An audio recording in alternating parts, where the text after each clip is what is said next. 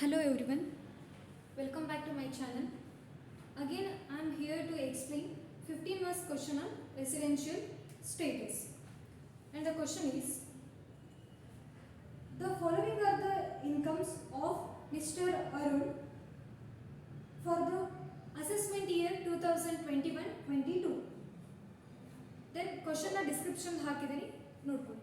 First one, dividend from Bharat Petroleum Corporation Limited. So ನಿಮಗೆ ಯಾವ್ದ್ರ through income ಬರುತ್ತೆ? ಇವಾಗ mister Arun receiving dividend from Bharat petroleum corporation limited.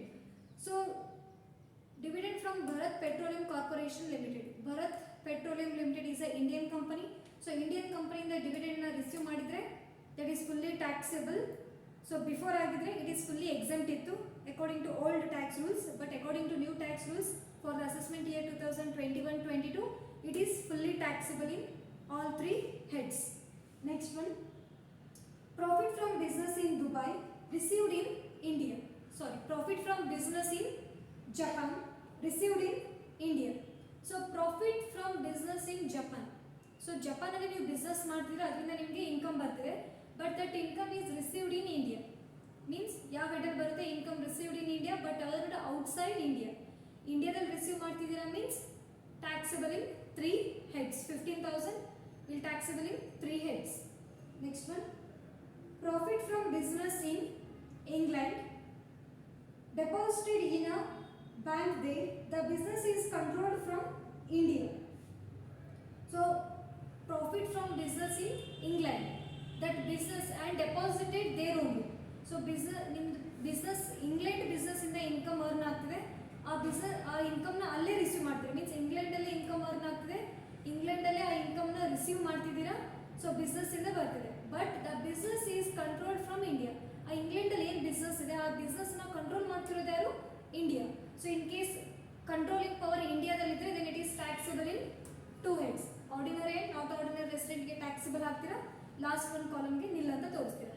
C, profit from business in England and deposited there but the business is controlled from India. In case if the business is controlled from Switzerland, Pakistan ಇದೆ ಅಂತ ಅನ್ಕೋ, earn ಆಗ್ತಿರೋದು outside ಇಂಡಿಯಾದಲ್ಲಿ, control ಕೂಡ outside India ಇದ್ರೆ then it is taxable only in single head.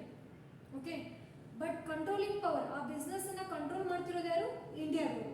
Business ಅಥವಾ profession ಇದ್ದು ಅದನ್ನ ಇಂಡಿಯಾದವರು ಕಂಟ್ರೋಲ್ ಮಾಡಿದ್ರೆ ಮಾತ್ರ taxable in 2 heads. Next one, profit from business in Dubai controlled from London. Profit from business in Dubai controlled from London and received in Dubai only. Profit from business in Dubai and received in Dubai only, but the business is controlled from London. ನೋಡಿ, income generate ಆಗ್ತಿರೋದು ದುಬೈನಲ್ಲಿ, business ಇಂದ ಬರ್ತಿದೆ, ಆ income ನ receive ಮಾಡ್ತಿರೋದು ಕೂಡ ದುಬೈನಲ್ಲಿ, but the business is controlled from London. India ಏನು ಮಾಡ್ತಿಲ್ಲ. ಇನ್ಕಮ್ ಜನರೇಟ್ ಆಗ್ತಿರೋದು ಕೂಡ ದುಬೈನಲ್ಲಿ, ರಿಸೀವ್ ಮಾಡ್ತಿರೋದು ಕೂಡ ದುಬೈನಲ್ಲಿ ಬಿಸ್ನೆಸ್ ಇಂದ, but the business is controlled from London. Then it is taxable in single head, that is ordinary resident. Ordinary resident first ಕಾಲಮಿಗೆ ಮಾತ್ರ ಟ್ಯಾಕ್ಸಬಲ್ ಆಗಿರುತ್ತೆ, ರಿಮೈನಿಂಗ್ 2 ಕಾಲಮ್ಸ್ಗೆ ನಿಲ್ ಅಂತ ತೋರಿಸ್ತಾರೆ, means no tax. Next one, profit from business in Indore, business is controlled by Germany. Profit from business in Indore. So profit from business in Indore ಅಂದ್ರೆ Indore is a Indian place. That means Indian business ಇಂದ ನಿಮಗೆ income ಬರ್ತದೆ. Profit from business in Indore means India. Business is controlled by Germany. ಇಂಡಿಯಾದಲ್ಲಿ business ಇದೆ ಅಂದ್ರೆ income earn ಮಾಡ್ತಿರೋದಲ್ಲಿ ಇಂಡಿಯಾದಲ್ಲಿ. If the income earned in India then it is taxable in 3 years. ಯಾರು control ಮಾಡ್ತಿದ್ರೆ ಈ ಕೇಸಲ್ಲಿ ನೀವು ಕೌಂಟ್ ಮಾಡೋದಿಲ್ಲ. ಇಂಡಿಯಾದಲ್ಲಿ ಇನ್ಕಮ್ ಜನರೇಟ್ ಆಗ್ತಿದೆಯಾ ಮೀನ್ಸ್ ಇಂಡಿಯಾದಲ್ಲಿ ಇನ್ಕಮ್ ಅರ್ನ್ ಆಗ್ತಿದೆಯಾ, taxable in 3 heads. If income ಏನು ನೀವು ಇಂಡಿಯಾದಲ್ಲಿ ರಿಸೀವ್ ಮಾಡ್ತಿದ್ದೀರಾ then it is taxable in 3 heads. Clear?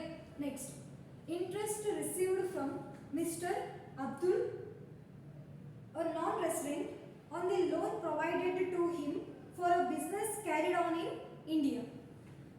So ಏನು ಮಾಡ್ತಿದ್ದೀರಾ? Interest received from mister Abdul. Mister Abdul is a non-resident. So Abdul ಅವರಿಗೆ ನೀವು ಲೋನ್ ಕೊಟ್ಟಿದ್ರಿ. ಸೊ ಮಿಸ್ಟರ್ ಅರುಣ್ ಅವರು ಮಿಸ್ಟರ್ ಅಬ್ದುಲ್ ಅವರಿಗೆ he is a non resident, ಅವರಿಗೆ ಲೋನ್ ಪ್ರೊವೈಡ್ ಮಾಡಿದ್ರು. ಯಾವ ಪರ್ಪಸ್ ಅಂದರೆ to carry a business in India. Business ಅವರು ಯಾವುದೋ ಒಂದು ಬಿಸ್ನೆಸ್ನ ಕ್ಯಾರಿ ಮಾಡ್ತಾರೆ, ಮೀನ್ಸ್ ಯಾವುದೋ ಒಂದು ಬಿಸ್ನೆಸ್ ಬಿಸ್ನೆಸ್ನ ಮಾಡಬೇಕು ಅಂದ್ಕೊಂಡಿರ್ತಾರೆ, ಅವ್ರಿಗೆ ನೀವು ಲೋನ್ ಕೊಡ್ತೀರಾ. ಆ ಲೋನ್ಗೆ ಅವ್ರು ಇವಾಗ ಮಿಸ್ಟರ್ ಅಬ್ದುಲ್ ಅವರು ನಿಮಗೆ ಇಂಟ್ರೆಸ್ಟ್ ಕೊಡ್ತಿದ್ದಾರೆ. ಇಂಡಿಯಾದಲ್ಲಿ ಬಿಸ್ನೆಸ್ ರನ್ ಮಾಡ್ತಿದ್ದೀರಾ, ನೀವು ಲೋನ್ ಕೊಟ್ಟಿದ್ದೀರಾ ಮೀನ್ಸ್ ಅವ್ರು ನಿಮಗೆ ಇಂಟ್ರೆಸ್ಟ್ ಕೊಡ್ತಿದ್ದಾರೆ. ಇನ್ಕಮ್ ಎಲ್ಲಿ ಜನರೇಟ್ ಆಗ್ತಿರೋದೆ? ಇಂಡಿಯಾದಲ್ಲಿ. So interest receive from mister Abdul is taxable in all three heads, rupees 5,000. Next, share of income from partnership firm in Hubli. Share of income from partnership firm in Hubli. So ನೀವು ಒಂದು partnership firm ಅಲ್ಲಿ partner ಆಗಿರ್ತೀರಾ, ನೀವು ಅದರಿಂದ share ನಿಮ್ದೇನು income ಇರುತ್ತೆ ಅದನ್ನು ನಿಮಗೆ share ಮಾಡ್ತಾರೆ. ಸೊ ನಿಮ್ಮ ಇನ್ಕಮ್ನ ನೀವು ತೊಗೊಳ್ತೀರಾ. So that is fully exempt. ಯಾವ್ಯಾವ್ದು ಎಕ್ಸಂಪ್ಷನ್ ಇದೆ ಅಂತ ನಾನು ಆಲ್ರೆಡಿ ಪ್ರೀವಿಯಸ್ ವಿಡಿಯೋದಲ್ಲಿ ಹೇಳಿದ್ದೀನಿ. ಟ್ಯಾಕ್ಸ್ ಲಯಬಿಲಿಟಿ ಟೇಬಲ್ ಅಂತ ಒಂದು ವಿಡಿಯೋ ಮಾಡಿದ್ದೀನಿ. ಸೊ ಅದರಲ್ಲಿ ನೀವು ಅದ್ರ ಬಗ್ಗೆ ಡೀಟೇಲ್ ಆಗಿ ನೋಡ್ಕೋಬಹುದು. Next, income from house property in Bangalore received in England. So income from house property in Bangalore. Bangalore means ಇಂಡಿಯಾದಲ್ಲಿ ನಿಮಗೆ ಇನ್ಕಮ್ ಜನರೇಟ್ ಆಗ್ತಿದೆ. ಯಾವ ಸೋರ್ಸ್ನಲ್ಲಿ ಇನ್ಕಮ್ ಜನರೇಟ್ ಆಗ್ತಿದೆ, ಇಂಡಿಯಾದಲ್ಲಿ ಜನರೇಟ್ ಆಗ್ತಿದೆಯಾ ನೋಡ್ಕೋಬೇಕು. ಅಗ್ರಿಕಲ್ಚರ್ ಇಂಡಿಯನ್ ಅಗ್ರಿಕಲ್ಚರ್ ಇನ್ಕಮ್ ಇದ್ರೆ ದಟ್ ಈಸ್ ಫುಲ್ಲಿ ಎಕ್ಸೆಪ್ಟ್. ನೆನಪಿರ್ಬೇಕು, ಇಂಡಿಯನ್ ಅಗ್ರಿಕಲ್ಚರ್ ಇನ್ಕಮ್. ಅದು ಬಿಟ್ಟು like house property, business, something ಬೇರೆ ಸೋರ್ಸ್ ಕೊಟ್ಟಿದ್ರೆ ಇನ್ಕಮ್ ಇಂಡಿಯಾದಲ್ಲಿ, income from house property in Bangalore means ಇಂಡಿಯಾದಲ್ಲಿ ಇನ್ಕಮ್ ಜನರೇಟ್ ಆಗ್ತಿದೆ. ರಿಸೀವ್ಡ್ ಇನ್ ಇಂಗ್ಲೆಂಡ್ ಯಾವ ಹೆಡರ್ ಬರುತ್ತೆ? Income earned in India received in outside India ಆ ಹೆಡರ್ ಬರುತ್ತೆ. Then it is taxable in ಇಂಡಿಯಾದಲ್ಲಿ ಜನರೇಟ್ ಆಗ್ತಿದೆ ಮೀನ್ಸ್ ಇಂಡಿಯಾದಲ್ಲಿ ಇನ್ಕಮ್ ಅರ್ನ್ ಆಗ್ತಿದೆ.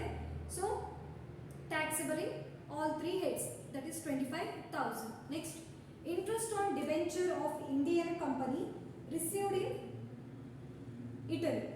Interest on debentures of Indian company received in Italy. Indian company ಇಂದ ನೀವು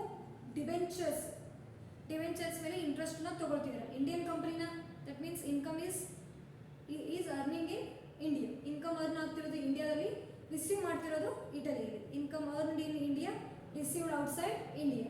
ಇಂಡಿಯಾದಲ್ಲಿ ಅರ್ನ್ ಆಗ್ತಿದೆ means taxable in 3 heads. Next, capital gain on sale of agricultural land at Lucknow. So sale of agricultural land at Lucknow. So ಲಕ್ನೋದಲ್ಲಿ ಇರುವಂತ ಒಂದು agriculture land ಅನ್ನ sale ಮಾಡ್ತಿದ್ದೀರಾ. Sale ಮಾಡಿದಾಗ ಒಂದು ಅಗ್ರಿಕಲ್ಚರ್ ಲ್ಯಾಂಡ್ ಸೇಲ್ ಮಾಡಿದಾಗ ದಟ್ ಈಸ್ ಕ್ಯಾಪಿಟಲ್ ಗೇನ್. ಅದಕ್ಕೆ capital gain ಅಂತ ಹೇಳ್ತಾರೆ. ಯಾವುದೋ ಒಂದು ಕ್ಯಾಪಿಟಲ್ ಅಸೆಟ್ ಅನ್ನ ನೀವು ಸೇಲ್ ಮಾಡಿದ್ರೆ ಮೀನ್ಸ್ ಟ್ರಾನ್ಸ್ಫರ್ ಮಾಡಿದ್ರೆ ಅದರಿಂದ ಜನರೇಟ್ ಆಗೋ ಇನ್ಕಮ್ಗೆ ಕ್ಯಾಪಿಟಲ್ ಗೇನ್ ಅಂತ ಹೇಳ್ತಾರೆ. ಸೊ ಅದು ಇಂಡಿಯಾದಲ್ಲಿ ಆಗಿರೋದ್ರಿಂದ ಇಂಡಿಯಾದಲ್ಲಿ ಇನ್ಕಮ್ ಅರ್ನ್ ಆಗ್ತಿದೆ. So taxable in 3 heads. So ಇಲ್ಲಿ ನಿಮಗೆ ಒಂದು ಡೌಟ್ ಬರ್ಬೋದು, ಮೇಡಮ್ ಅಗ್ರಿಕಲ್ಚರ್ ಲ್ಯಾಂಡ್ ಇದೆ ಅಂತ. ಸೊ ಇಲ್ಲಿ ನೀವು ಅಗ್ರಿಕಲ್ಚರ್ ಲ್ಯಾಂಡ್ ಮೀನ್ಸ್ ಅಗ್ರಿಕಲ್ಚರ್ ಮಾಡಿ ಅದರಿಂದ ನಿಮ್ಗೆ ಇನ್ಕಮ್ ಜನರೇಟ್ ಆಗ್ತಿದೆ.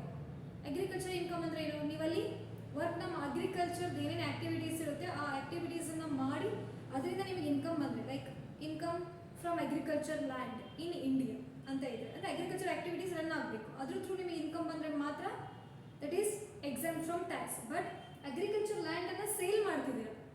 ಸೊ ಸೇಲ್ ಮಾಡಿದಾಗ ನಿಮಗೆ ಬರೋದು ಕ್ಯಾಪಿಟಲ್ ಗೇನ್ ಆಗುತ್ತೆ. So it is taxable in all 3 heads. Next, income earned in USA and received there but brought to India means income earn ಆಗ್ತಿರೋದು ಮತ್ತು ರಿಸೀವ್ ಆಗ್ತಿರೋದು ಎರಡೂ ಕೂಡ USA ನಲ್ಲಿ. ಸೊ USA ನಲ್ಲಿ ನಿಮಗೆ ಇನ್ಕಮ್ ಅಲ್ಲೇ ಅರ್ನ್ ಆಗ್ತಿದೆ, ಇನ್ಕಮ್ನ ಅಲ್ಲೇ ರಿಸೀವ್ ಮಾಡ್ತಿದ್ದೀರಾ. So that is but brought to India. Income ಯಾವುದೇ ಒಂದು ಅದರ್ ದೆನ್ ಬಿಸ್ನೆಸ್ ಅಥವಾ ಪ್ರೊಫೆಷನ್ ಯಾವುದೇ ಇನ್ಕಮ್ ಔಟ್ಸೈಡ್ ಇಂಡಿಯಾದಲ್ಲಿ ಅರ್ನ್ ಆಗಿದ್ರೆ ರಿಸೀವ್ ಆಗಿದೆ then it is taxable in only in ordinary resident column. That is first one column. Then last 2 columns nil ಅಂತ ತೋರಿಸ್ತೀರ. Not ordinary and non ರೆಸಿಡೆಂಟ್ಗೆ ಯಾವುದೇ ಥರದ್ದು ಟ್ಯಾಕ್ಸ್ ಆಗೋದಿಲ್ಲ. So this is the problem. So then ಪ್ರತಿಯೊಂದು ಕಾಲಮ್ನು ಕೂಡ total ಮಾಡಿ ಎಷ್ಟು ಗ್ರಾಸ್ ಟೋಟಲ್ ಇನ್ಕಮ್ ಬರುತ್ತೆ ಅಂತ ನನಗೆ ತಿಳಿಸಿ. ಓಕೆ, ಗ್ರಾಸ್ ಟೋಟಲ್ ನಾನು ಟೋಟಲ್ ಮಾಡಿಲ್ಲ, ಗ್ರಾಸ್ ಟೋಟಲ್ ಇನ್ಕಮ್ನ ನೀವೇ ಕ್ಯಾಲ್ಕುಲೇಟ್ ಮಾಡಿ.